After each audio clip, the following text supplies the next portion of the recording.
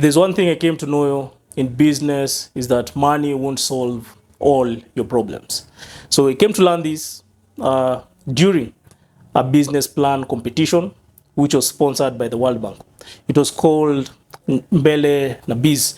So this particular business plan competition was targeting Kenyan youth from different counties in Kenya, and they targeted to offer grants to 700 successful applicants.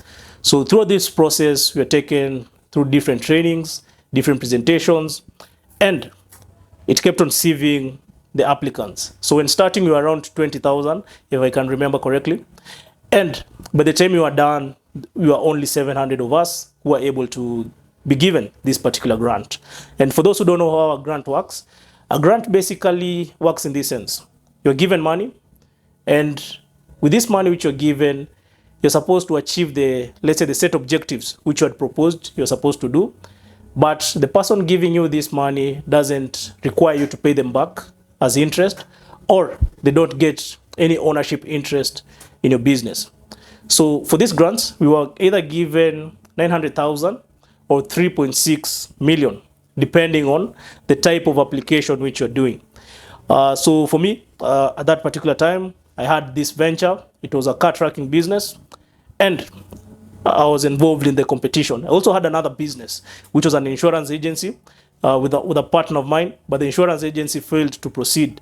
I think maybe it was because it was just an insurance agency and didn't provide key values in alignment to what they were filtering for.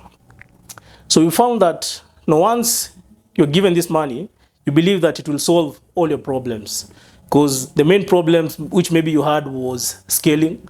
So you could say that if I have one branch and this branch is giving me X amount of money, so if I grow to 5 branches in different areas, you quickly assume that your income now will be 5 times X, which you're making in your earlier branch, or now you can even scale far much in terms of growth.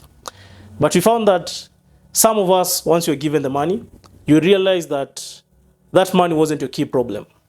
Because you find, since you had assumed that once you have this money, you'll just grow, you go open different branches or hire additional people, but you find that the demand for your particular product is not as high as you had anticipated.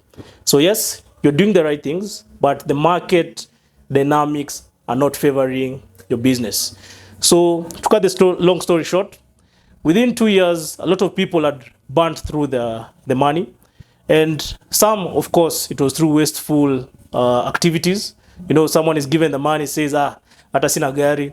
First thing, they go and buy a car. Mtu mwingine, they come and say, I have a debt for a different business, let me go sort that. I have personal expenses, they sort that. Yes, of course, there are those type of people.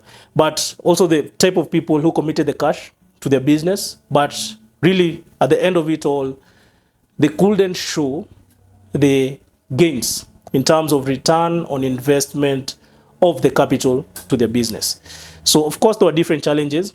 First was at the rate at which the cash was coming. So at first, people assumed that you'll be given this cash efficiently at once, but they gave it out in tranches. So you could find that someone has been given the first tranche, they've opened a new office or a new shop. So with the first tranche, once you open the new office and the new shop, it takes up over 70% of the amount that you're given. So the remaining amount, you try and struggle with it to balance, to compensate before the sales peak on your recurrent expenditure. So by the time you're almost depleting that, then you're given your next batch. So at the end of the day, you find most of the cash which business owners earned, they ended up giving it away to other people in terms of expenses for their business. So it's a key insight which I came to realize that it's true that capital won't solve all your problems. And before trying to implement or rather utilizing the capital, it's key to sit down first and consider the different scenarios and the different market dynamics which might occur. And this will help you have a better picture of what to do with the capital and how to react in case the market doesn't follow your assumptions.